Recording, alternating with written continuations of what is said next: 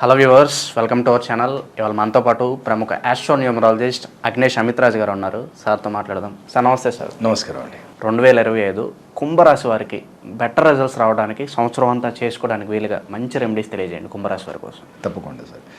అంటే first of all అయితే అందరికీ నూతన సంవత్సర శుభాకాంక్షలు. అలాగే ఈ సంవత్సరం ప్రతి ఒక్క మీ కోరిక నెరవేరాలని కోరుకుంటున్నాను. ఆ బగలాముఖి తల్లి కూడా ఆశీర్వాదం ప్రతి ఒక్కరికి ఉండాలి. సో ఫస్ట్ ఆఫ్ ఆల్ అయితే కుంభరాశి వారికి ఆరోగ్యపరంగా ఎలాంటి సమస్యలు ఉండకూడదు. సో మీరేంటంటే ప్రతినిత్యం కూడా మినుములు నానబెట్టి కొంచెం గోమాతకు పెట్టడానికి ట్రై చేయండి. సంవత్సరం మొత్తం నానబెట్టి ఇచ్చేటప్పుడు ఏంటంటే దాంట్లో కొంచెం ఆ నీళ్ళలోనే కొంచెం రోజ్ వాటర్ వేసి నానబెట్టండి. లైట్గా 2-3 చుక్కలు వేయాలి, ఎక్కువ వేయద్దు. అవి మినుములు తినిపించడం, గోమాతకు పెట్టడం స్టార్ట్ చేయండి. ఆటోమేటిక్గా ఎలాంటి హెల్త్ ఇష్యూస్ 2025లో మనకు ఉండవు. దాంతోపాటు ఇంట్లో ధనం నిలబడాలంటే పర్టికులర్ ఒక చిన్న ప్లేస్మెంట్ నేను చెప్తాను. ఈ ప్లేస్మెంట్ మీరు చేయండి. బడ్జెట్ ఉంటే చిన్నది ఇంతదైనా సరే కానివ్వండి, ఒకటి వెండిది కుంకుమపర్ణి లాంటిది ఏదైనా తీసుకోండి. కుంకుమపర్ణి లాంటిది ఒకటి తీసుకోండి.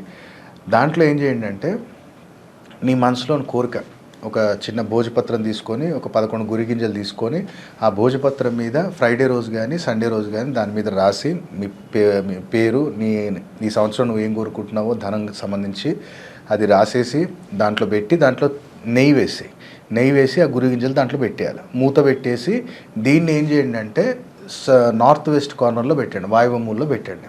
ఇది ప్రతినిత్యం కూడా ధన నిలకడ ఉంటుంది, స్థిర లక్ష్మి వస్తుంది. దాంతోపాటు ఎవరైతే వ్యాపారస్తులు ఉన్నారో వ్యాపారస్తులు ఏం చేయండి అంటే షాప్లో మీరు ప్రతిరోజా లేదనుకుంటే వారం నా షాప్ మీద ఇలాంటి దృష్టి ఉండొద్దు, అలాగే నాకు నిత్యం కూడా పనులలో ఆటంకాలు జరగొద్దు అన్నప్పుడు ఏం చేయండి అంటే ఉదయం మీరు షాప్కి వచ్చి దీపం పెట్టే ముందు ఒక నిమ్మకాయ తీసుకోండి. ఓ నిమ్మకాయ ఇట్లా చేతిలో పట్టుకొని మీ షాప్లోనే ఓం క్రీం కాళీయమ్మవారి యొక్క మంత్రం ఇట్లా పట్టుకొని ఆ నిమ్మకాయని ఈశాన్యం, ఆగ్నేయం, నైరుతి, వాయువు నీ షాప్ లోపలనే తలిగించుకుంటూ ఒక 7 సార్లు తిరిగి బయటికి వెళ్ళు, దాన్ని కట్ చేసి ఇమీడియట్లీ రోడ్డు మీద పడి. ఇది వీక్లీ వెనస్డే అండ్ సాటర్డే 2 రోజులు చేసుకోవచ్చు. ఇది వ్యాపారస్తులకి. ఎవరైతే ప్రైవేట్ జాబ్లో ఉన్నారో ఈ ప్రైవేట్ జాబ్ వాళ్ళు ఏం చేయండి అంటే ఎక్కడైనా సరే కానీ గుళ్ళో గోధుమ పిండి ఇవ్వటం మొదలుపెట్టండి. నీకు కుదిరినప్పుడల్లా వీక్లీ ఇస్తావా, మంత్లీ ఇస్తావా, నీ ఇష్ట ప్రకారంగా గోధుమ పిండి ఇవ్వటానికి ప్రయత్నం చేయండి. ఈ సంవత్సరం మొత్తం నీకు స్థిరత్వం ఉంటుంది. జాబ్లో కూడా మంచి, ఇప్పుడు జాబ్లో ప్రమోషన్ కావాలన్నా రవి కావాలి, ఇంక్రిమెంట్ కావాలన్నా రవి కావాలి, రికగ్నైజేషన్ కావాలన్నా రవి కావాలి. సో అది గుళ్ళో ఇస్తున్నప్పుడు గురు రవి బలం పెరుగుతుంది. ఆటోమేటిక్ 2025 నీకు కూడా అదృష్టం వరిస్తుంది. అలాగే గవర్నమెంట్ జాబులు ఎవరైతే ఉన్నారో మీరు పర్టికులర్ ఏం చేయండి అంటే ఎక్కడైనా సరే కానీ అనాథాశ్రమం పిల్లలు 10 సంవత్సరాల లోపు పిల్లలు ఉన్న దగ్గర రేషన్ ఇవ్వటం మొదలుపెట్టండి. నెలకు ఒకసారి ఏదో ఒకటి అంటే వీళ్ళు పర్టికులర్ ఏదైనా ఒకేషన్ పెట్టుకొని వెళ్తారు, బర్త్డేనో మ్యారేజ్ డేనో, అట్లా కాకుండా నెలకు ఒకసారి 2 నెలలకు ఒకసారి ఇస్తుండండి. అక్కడ ఇస్తుంటే ఆటోమేటిక్గా ఈ మన కుంభరాశి వారికి ఎలాంటి ఇబ్బందులు లేకుండా ఈ సంవత్సరం గవర్నమెంట్ జాబ్లలో గడిచిపోతుంది. సార్ అలాగే ఈ రాశి వారికి చాలామందిని కామెంట్స్లో చూశాను, పోలీస్ కేసుల్లోనూ కోర్టుల చుట్టూ తిరిగే వాళ్ళు చాలామంది ఎక్కువ ఉన్నారు, చాలా కష్టాల్లో ఉన్నా అని చెప్పి కామెంట్స్ చేస్తూ ఉంటారు. మరి ఎవరికైనా పోలీస్ స్టేషన్లో ఎవరికి తిరగాలని ఉండదు. మరి వీటి నుంచి తలనొప్పుల నుంచి కొంచెం ఉపశమనం కలగాలంటే మరి ఏంటి రెమెడీ? అంటే ఇది ఫస్ట్ ఆఫ్ ఆల్ ఏర్పడేది ఎందుకు ఏర్పడుతుంది అంటే ఇప్పుడు చాలామంది జైలుకి వెళ్ళటము అంటే ఒకటి ఆవేశం, కుజరాహు ఆ 10 minutes ఫస్ట్రేషన్లో ఏదో చేసేస్తారు. సో అక్కడ ఏంటంటే కుజరాహు అంగారక యోగం ఏమైనా ఉందా జాతకంలో, లేదు అంటే శని కుజుల కలయిక ఏమైనా ఉందా, లేదు అనుకుంటే నీ అష్టమ స్థానంలో ఏదైనా చెడు గ్రహం ఉందా, అప్పుడు నీకు ఆటోమేటిక్గా జైలుకి వెళ్ళాల్సిందే.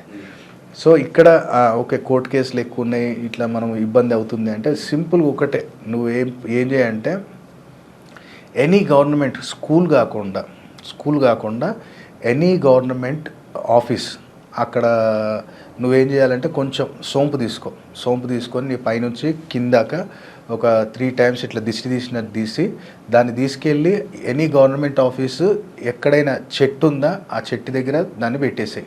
అలాగే నేను ఇంతకుముందు చెప్పినట్టు దున్నపోతుని ఫీడ్ చేయి. ఆటోమేటిక్ నీ కోర్టు కేసు ఏదైతే పెండింగ్ ఉన్నా కాంప్రమైజ్కి వస్తారు, లేదంటే అది కొలిక్కి వచ్చేస్తుంది. ఇది ఒకటి. ఎవరైతే విదేశీయాన ప్రయత్నాలు చేస్తున్నారో వాళ్ళు ఏం చేయండి అంటే బ్రాహ్మణ్స్కి వస్త్రదానం చేయండి. కనీసం ఒక మీరు ఏమంటాం అంటే వస్త్రదానం చేయండి. దాంతోపాటు ఏదన్నా తిండికి అంటే రైస్ ఇవ్వండి, సంథింగ్ ఏదో ఒకటి, ఒక ఆల్మోస్ట్ ఒక 3 టెంపుల్స్లలో ఇవ్వండి, ఒక 3 టైమ్స్. వస్త్రము అంటే లాల్చి ఇదే సంథింగ్ ఒక 3 టైమ్స్ ఇవ్వండి. అలాగే మీరు నిత్యం కూడా పెరుగులో చక్కెర వేసుకొని తినటం అలవాటు చేసుకోండి. ఇది శుక్రచంద్ర బలం పెంచుతుంది. ఎందుకంటే చంద్రుడు ఎందుకు లిక్విడ్ ఎందుకు కావాలంటే, మరి ఆ ఫారెన్ వెళ్ళాలంటే చదువుకోవడానికంటే 30-40 లక్షలు కావాలి కదా.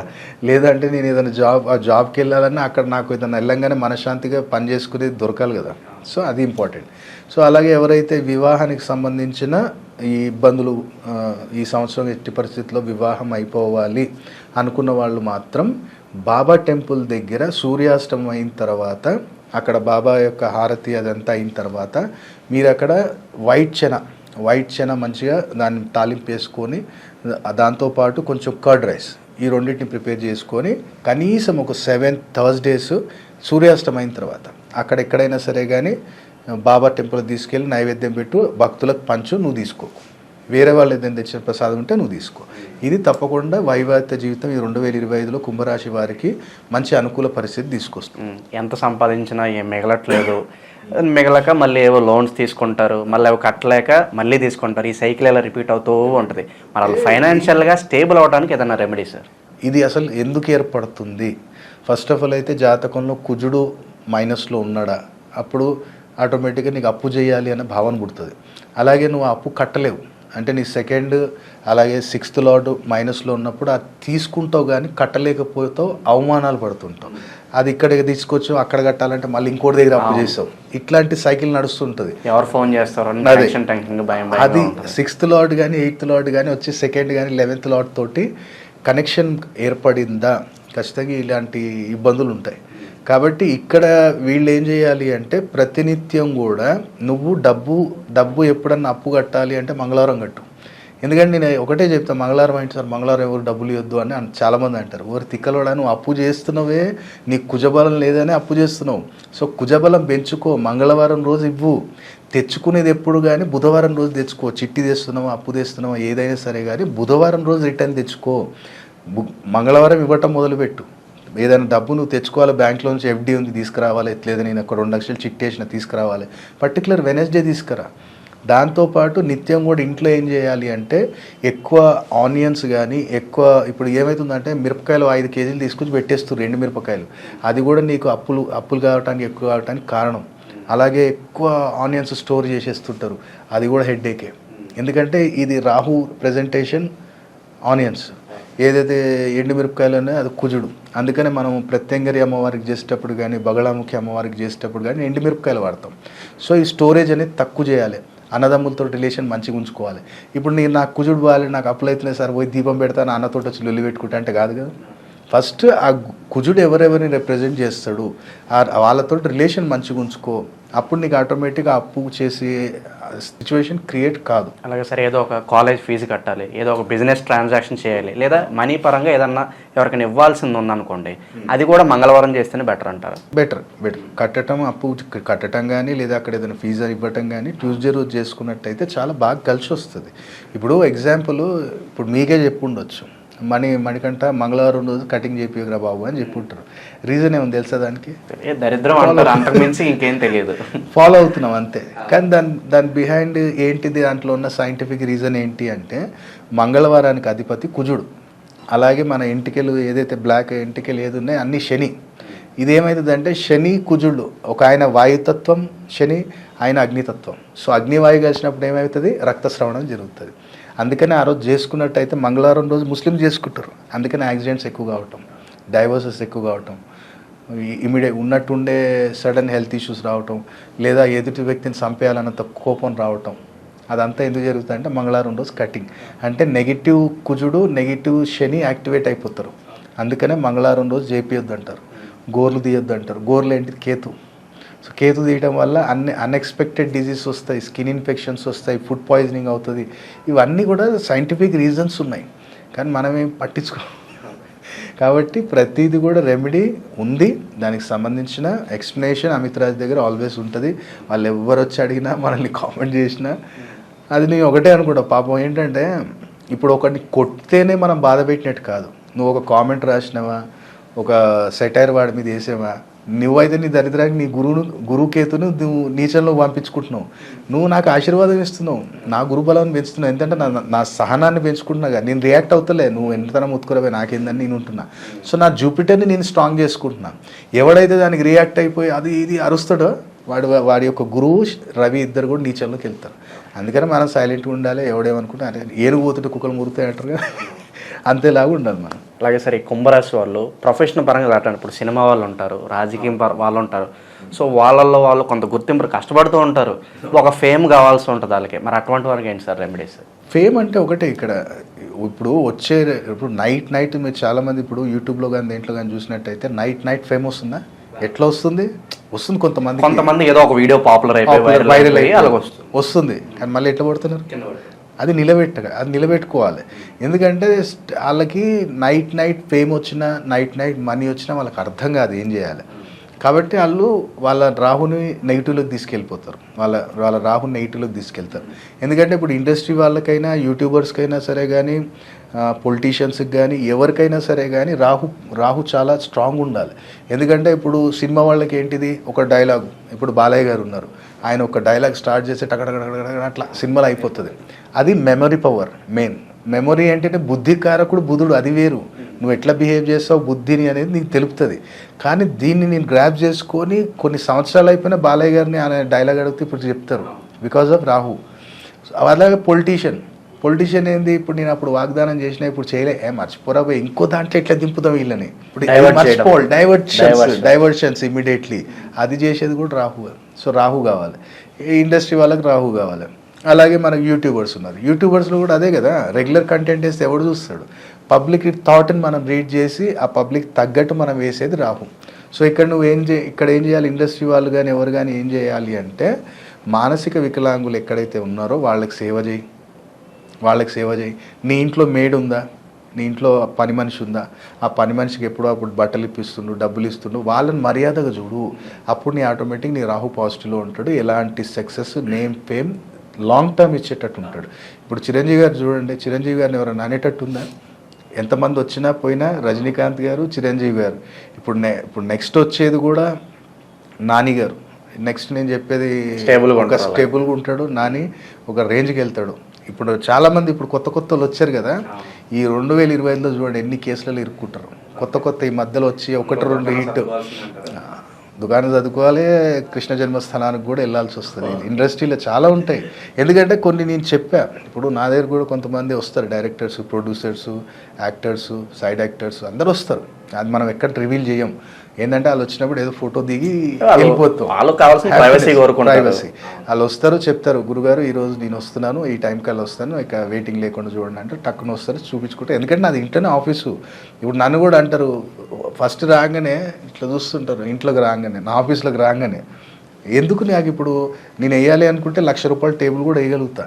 ఎందుకు, ఏం చేసింది ఆ ₹1,00,000 టేబుల్? నా టేబుల్ ఉంటుంది 2,500, 3,000 టేబుల్. అది నేను కూర్చునే చైరు ₹2,500. ఎందుకు నేను ₹1,00,000 చైర్లో కూర్చుంటే ఏమన్నా శక్తులు వస్తాయా? వీళ్ళు పబ్లిక్ వచ్చి అటు ఇటు చూస్తూ ఉంటారు. ఎవరే నీకు ఆడంబరాలు కావాలంటే బంజారాయిల్స్ వెళ్ళిపో, ₹1,00,000 ఖర్చు పెట్టుకో. నీకు కాన్సెప్ట్ కావాలి, సొల్యూషన్ కావాలి అంటే నా దగ్గర. అందుకని వీఐపీలు వచ్చినప్పుడు కూడా నేను అదే అంట, ఆడంబరాలు చూపించి సంపాదించుకునే అవసరం నాకు లేదు సార్. నా దగ్గర కంటెంట్ ఉంది అని నమ్మిన వచ్చినోడికి దారి చూపించాలి. అది నేను చెట్టు కింద కూర్చొని కూడా కూర్చుంటా. నా బాబా షిరిడీలు అక్కడ కూర్చొనే చెప్పాలని ఏం లేదు. ఆయన నిమ్మ చెట్టు కింద కూర్చొని చెప్పినా, వేప చెట్టు కింద కూర్చొని చెప్పినా ఆయన చెప్పే జ్ఞానం అదే తండ్రిది, మారదు కదా. జీవితాంతం ఆయన వేసుకుంది ఒకటే జత. మరి ఈ వేషభూషం కానీ, ఇప్పుడు నేను ఇక్కడ కోట్ వేసుకొని కూర్చున్నా కానీ నేను ఇంట్లో ఇది కూడా ఉండదు. జనరల్గా ఒక అబ్బాయి ఎట్లుంటాడో బయట పర్సన్ నేను అట్లనే ఉంటాను. నా బొట్లు పెట్టలు, నేను రుద్రాక్షలు అని ఎందుకు నేను ఎవరినైతే నేను అన్నాను కదా స్టార్టింగ్లోనే, నేను బ్రాహ్మణుని కాదబ్బా, నేనేం సంతులు కాదు, సాధువుని కాదు.